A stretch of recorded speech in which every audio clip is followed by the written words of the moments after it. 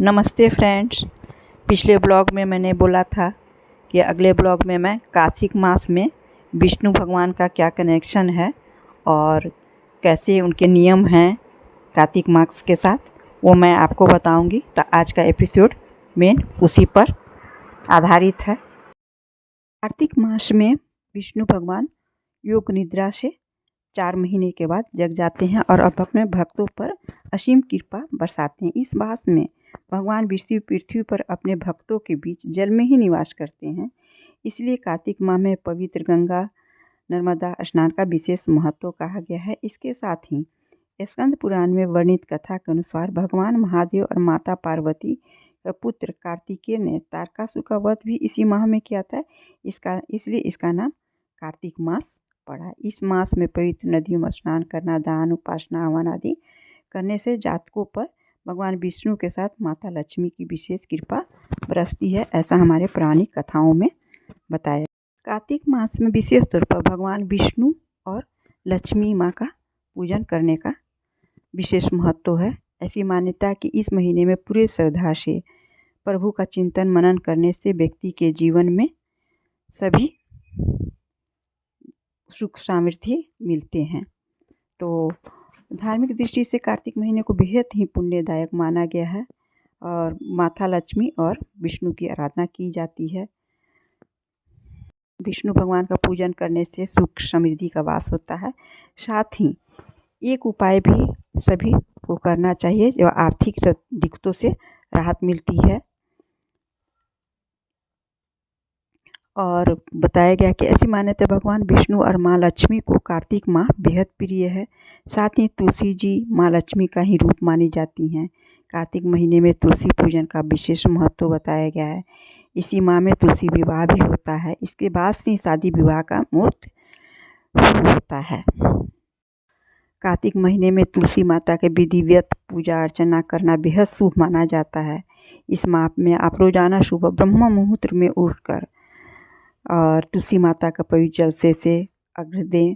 अगर रुपये पैसों की दिक्कतों से आप जूझ रहे हैं तो शाम के समय गोधूली बेला में 1 महीने तक तुलसी जी के नीचे अक्षत रखकर घी के तब 5 दीपक जलाएं, ऐसा हमारा पौराणिक कथाएं कहती हैं।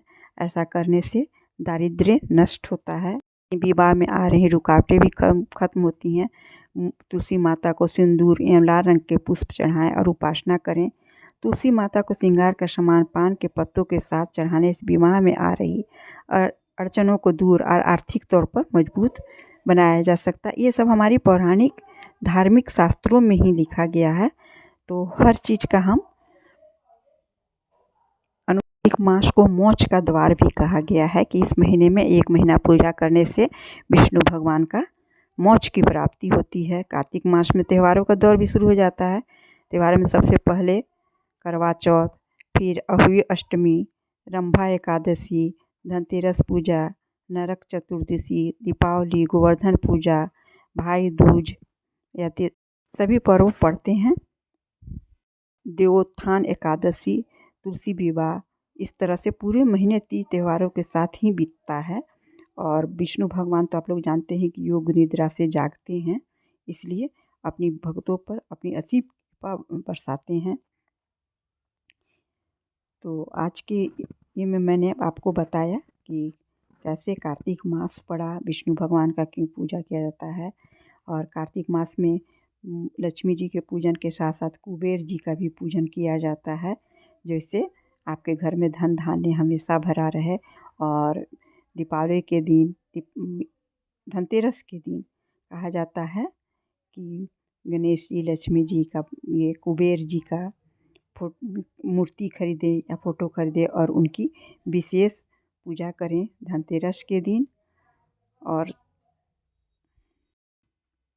विष्णु भगवान के साथ माता लक्ष्मी की विशेष कृपा बरसती है कार्तिक मास में पूजा करने से। कार्तिक मास में विष्णु भगवान की पौराणिक कथा सुनने के साथ गीता भी सुनने का वर्णन हमारे शास्त्रों में दिया गया है कि प्रतिदिन गीता का एक पाठ करने से अनंत पुण्यों की प्राप्ति होती है, नरक से मुक्ति मिलती है। स्कंद पुराण के अनुसार इस महीने में अन्न दान करने से पापों का सर्वदा नाश हो जाता है। कार्तिक मास विष्णु भगवान और शिव पूजा के लिए विशेष रूप से माना जाता है। ये 8वां महीना होता है और बहुत ही पवित्र महीना माना जाता है कि कार्तिक मास में जिसको स्नान करना है वो कितने बजे उठें, तो ये सूर्योदय के पहले ही उठने का नियम बताया जाता है कि सूर्योदय से पहले ही उठकर गंगा में स्नान करें या घर पर स्नान करें। इसमें तुलसी जी का पूजन कैसे करना चाहिए, तो हमेशा स्वच्छ होकर ही पूजन करना चाहिए। साथ ही पूजा के समय बालों को खुला न रखें। तुलसी जी पर जल अर्पित करना शुभ होता है। कार्तिक मास में सुबह स्नान के बाद तुलसी पर जल अर्पित जरूर किया जाता है। सूर्य भगवान के बाद तुलसी जी का पूजा अवश्य किया जाता है। पवित्र महीने में भगवान शिव की पूजा अर्चना, रुद्राभिषेक, बिल्व पूजा और विष्णु सहस्त्र नाम का पाठ करने से बहुत लाभ होता है। बस फ्रेंड्स,